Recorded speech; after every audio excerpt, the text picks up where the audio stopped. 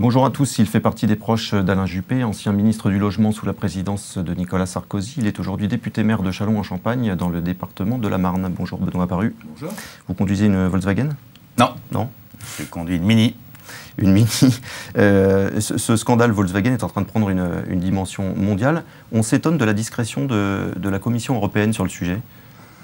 J'imagine que la Commission européenne réagira en temps voulu, qu'elle diligentera toutes les enquêtes et contrôles nécessaires pour vérifier si l'ensemble des constructeurs présents sur le sol européen ne sont pas concernés par de même type de fraude. Et je pense que ces contrôles seront indispensables pour rassurer le public.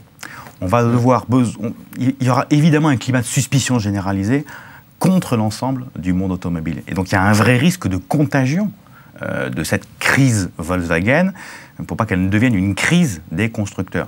Et donc ces contrôles-là sont indispensables pour qu'on puisse rassurer le public, notamment sur nos champions nationaux, sur le fait qu'ils n'ont pas commis ce type de fraude. Et pour ma part, j'en suis convaincu. En tout cas, je le souhaite. Bon, en tout cas, je parlais de la Commission européenne qui a bien d'autres dossiers à régler en ce moment. Hier, un accord est intervenu sur l'accueil, la répartition des réfugiés sur le sol européen. On sait que la France a prévu d'en accueillir 24 000. Sur le terrain, avec votre regard d'élu local, comment les choses s'organisent? Est-ce que vous diriez que vous avez les réponses à toutes les questions que vous vous posez quand vous discutez avec l'État sur le sujet? À peu près. On a évidemment des discussions avec la préfecture pour calibrer le nombre de personnes que nous pouvons accueillir, la typologie des personnes que nous pouvons accueillir, seules, en famille, quel type d'accompagnement social il faut mettre en place. Donc on a un certain nombre d'éléments de réponse. Il nous manque, à mon avis, encore quelques modes d'organisation. Je prends un exemple notamment sur un truc tout simple. Mais j'imagine que la plupart des réfugiés de guerre que nous allons accueillir seront originaires de Syrie et que la plupart d'entre eux ne parleront pas le français. Il faut donc prévoir évidemment un accompagnement linguistique pour que ces personnes ne soient pas lâchées dans la nature, sans capacité d'intégration s'ils ne parlent pas notre langue. Donc voilà, il y a tous ces éléments-là à mettre en place. Moi, il y a un point peut-être qu'il faut relever et avoir en tête. Je suis plutôt favorable à cet accueil non pas des migrants, pas du tout la même chose, mais des réfugiés de guerre. Parenthèse, à Châlons-en-Champagne, d'ailleurs, vous êtes prêt à en accueillir? Oui, on est en discussion, on l'a fait savoir, et on est en discussion avec l'État pour organiser cet accueil. Mais quelque part, j'y mets non pas une condition, mais je voudrais poser un point d'équilibre.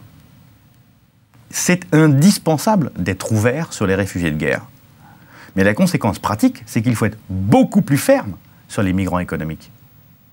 Et qu'il faut donc bloquer de ce point de vue-là nos frontières européennes aux migrants économiques, avec la liste des pays sûrs dont nous parlons, pour qu'elle soit harmonisée sur le plan européen.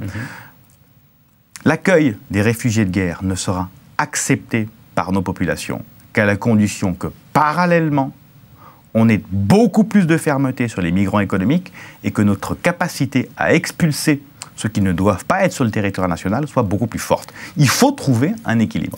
Les maires, un certain nombre d'entre eux, en tout cas, ont manifesté le week-end dernier pour protester contre la baisse des dotations aux collectivités locales. Quelle est la situation à Châlons-en-Champagne? Est-ce que vous allez être contraint d'augmenter les impôts locaux? Non, j'ai fait un choix différent. J'ai fait le choix de maintenir la capacité d'investissement. Et donc je ne bougerai pas sur nos investissements parce que je considère que l'investissement des collectivités locales est indispensable au tissu économique local. Je n'augmenterai pas les impôts, parce que dans les villes moyennes qui ont des fonctions de centralité, nous avons déjà des impôts importants. Par contre, je baisse drastiquement la dépense de fonctionnement. Et là, effectivement, on serre les boulons, on fait des très grosses réformes, très compliquées à mettre en place, pour pouvoir générer des économies de fonctionnement et pas toucher ni à l'investissement, ni aux impôts. Oui, c'est pas le discours tenu par les maires qui manifestaient, et beaucoup font partie de votre famille politique. Et... Moi, j'ai le sentiment qu'il nous faut ce que j'appellerais de la cohérence. On ne peut pas, matin, midi et soir, sur les plateaux de télé, chez vous, en interview, dire il faut réduire les dépenses publiques. Et puis donner le sentiment qu'il faut le faire ailleurs. Oui. Moi, je considère que les collectivités locales doivent participer à l'effort de réduction de la dépense publique. Là où je comprends parfaitement la manifestation des maires, c'est que là où on a une incohérence absolue, c'est qu'on nous demande de participer à cet effort-là. Chiche. Mais j'y mets deux conditions. La première, c'est que l'État fasse le même effort, ce qui n'est pas le cas.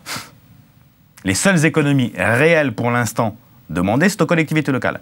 Du côté de l'État, il augmente moins sa dépense, ce qui n'est pas la même chose.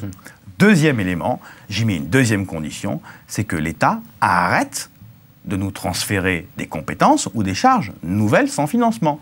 On parle tous des rythmes scolaires, mais il y a un autre sujet beaucoup plus important. Quand l'État va prendre la décision de relever, ce qui va être le cas cette année, les rémunérations des catégories C des personnels de la fonction publique, ça concerne ces personnels, mais ça concerne aussi ceux des collectivités locales. Résultat, pour une collectivité comme la mienne, j'estime que ça va avoir un coût de 400 000 € par an. C'est gigantesque pour nous. Et donc qu'il arrête de prendre ce type de décision. Un bureau politique s'est tenu hier soir chez les Républicains et il a tranché une question qui était sensible ces dernières semaines, c'est celle du socle commun, du programme sur lequel se retrouveront les différents candidats aux primaires de 2016. C'est ce que demandait Alain Juppé. Alors, pour être précis... J'ai pas précisé ma question, je suis allé plus vite que la musique, on s'est bien compris. On s'est bien compris. Pour être précis sur les choses, il est légitime que le président des Républicains consulte les militants par référendum. Il s'y était engagé pendant la campagne, il le fait, c'est normal. Il est plus que légitime, c'est même un devoir que les Républicains aient un projet politique, un programme politique. C'est ce qu'on est en train de bâtir. Par contre, ce projet des Républicains ne peut pas être une feuille de route obligatoire pour les candidats aux primaires. Pourquoi? Parce que les primaires, ce n'est pas les primaires des Républicains, c'est les primaires de la droite et du centre.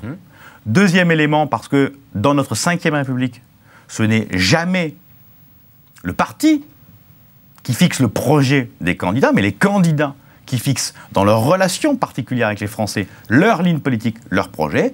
Cette question a été tranchée dans le sens que nous souhaitions sans difficulté aucune.